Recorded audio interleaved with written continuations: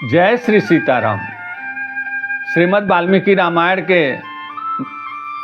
अयोध्या कांड के 94 और 95 सर्ग की कथा करेंगे।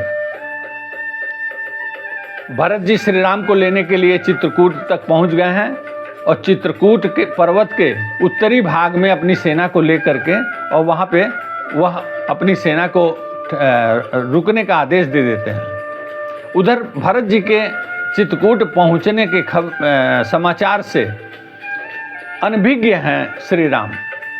श्री राम अपनी पत्नी सीता को लेकर के और अपने पर्णशाला से निकल करके अब वन की शोभा को दिखाते हुए मंदाकिनी नदी की ओर स्नान करने के लिए जा रहे हैं।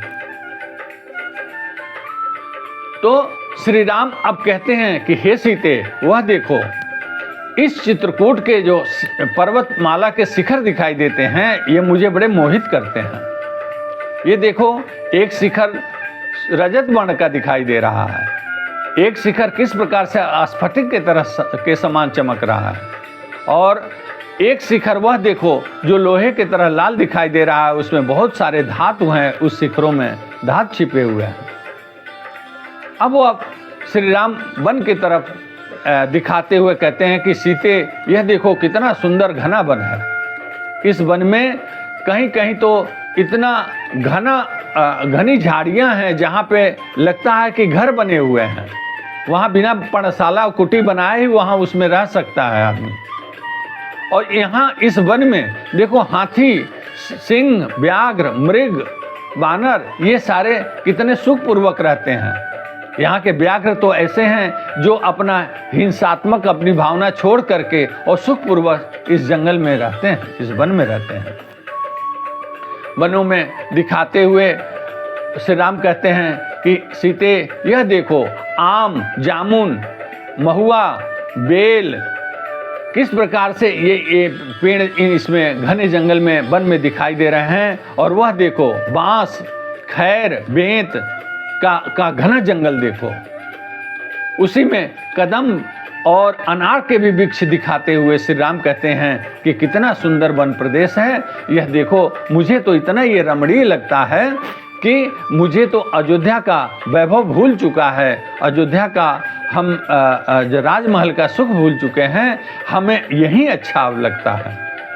मेरे इस चित्रकूट आने से सीते दो फायदा हुआ, दो लाभ हुए। एक तो मैं अपने पिता के वचन का पालन भी कर रहा हूँ, दूसरा मेरे भरत जैसे भाई को मैंने राज्य दे दिया, ये भी मुझे सुख देने वाली यह बात है।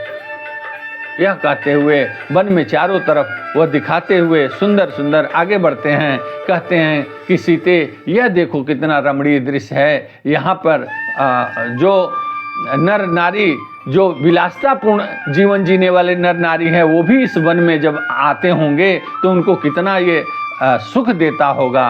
विलासतापूर्ण जीवन जीने वाले लोगों के लिए भी यह वन जो घनी झाड़ी है, जहाँ देखो मालती, चंपा, चमेली आदि के देखो सुंदर सुंदर ये उपवन हैं, जिसमें जो विलासतापूर्ण जीवन वाले नर नारी हैं उनको भी ये सुंदर उपवन के भांति दिखाई देगा, उनको इसमें अच्छा लगता होगा।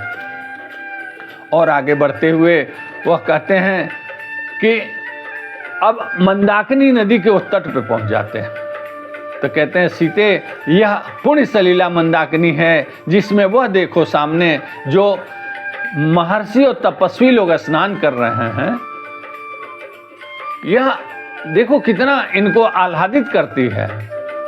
और उसके आगे एक महर्षि ऐसे हैं जो दोनों हाथ ऊपर करके और वह अब सूर्य भगवान की उपासना कर रहे हैं। तो कहते हैं कि सीते, वह देखो वह कठोर तपस्या कर रहे एक महर्षि हैं जो दोनों हाथ ऊपर करके सूर्य भगवान की उपासना कर रहे हैं। ऐसे महर्षि यहाँ पे ये लोग पुण्य सलीला मंदाकिनी के तट पर सुंदर जीवन जीते हैं। और स्नान तीन समय स्नान करके अब ये लोग अपना पूजा पाठ करते हैं। मैं भी तुम्हारे साथ यहाँ रहकर 3 समय स्नान करके मैं आह्लादित होता हूँ और मैं अपना नित्य पूजा संध्या वंदन कर पाता हूँ।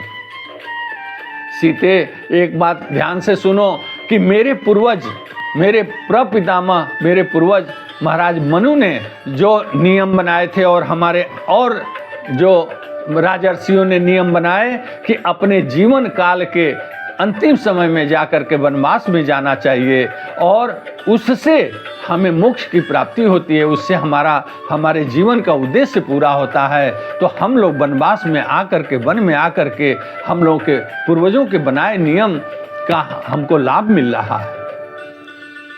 यह कहते हुए फिर वो मंदाकिनी का वर्णन करते हैं और थोड़ी दूर दिखाते हैं कि देखो किस प्रकार से ऊपर से जलप्रपात हो रहा है, झरना गिर रहा है और जल के सोते, छोटे छोटे सोते भी हैं जहाँ से जल निकलते हैं, बड़े सोते भी हैं जहाँ से जल निकलते हैं। और वह जल मंदाकिनी में होते हुए वह देखो एक जगह वह दिखाते हैं कि शिलाओं के नीचे से मंदाकिनी बह रही हैं, जहाँ वह दृश्य हो जाती हैं। तो फिर आगे बढ़ करके वह जल आगे बढ़ता है और कहते हैं सीते, अब ये सामने जो कमल दल दिखाई दे रहे हैं, लाल और सफ़ेद रंग के कमल दल हैं, तुम भी यहीं स्नान करो, कमल दल के बीच में स्नान करो और हम दोनों यहीं पे स्नान करेंगे। इतना कहते हुए यहाँ 95 सर्ग समाप्त हो जाता है। यहीं यह कथा समाप्त होती है।